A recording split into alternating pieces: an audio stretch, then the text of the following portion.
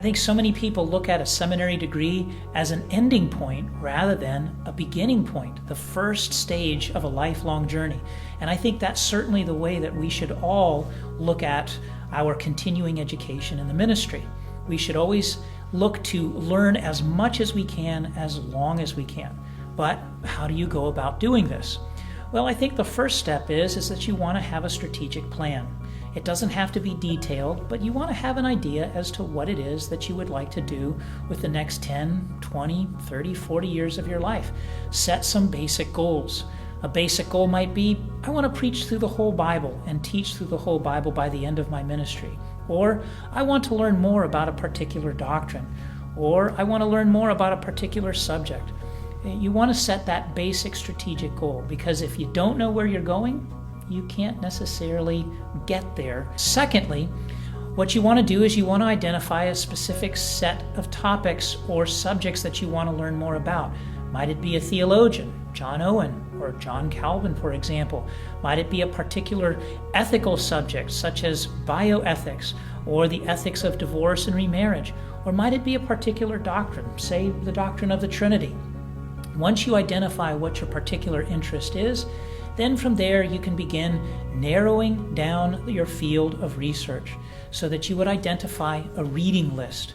Say, for example, you want to learn more about John Owen. Well, you would set out a plan. I want to get a biography about John Owen so I can learn more about his personal life. Then I want to start making my way through his works and read all 16 volumes of John Owen's stuff. And then from there, you would want to read secondary works. What secondary works are there that help me to understand who John Owen was as a person and a theologian? You want to execute that strategic plan. And then third, another way that you can go about continuing your education is by attending academic conferences. Say if we're learning more about John Owen, you could find conferences that address him as a theologian or his doctrinal teaching.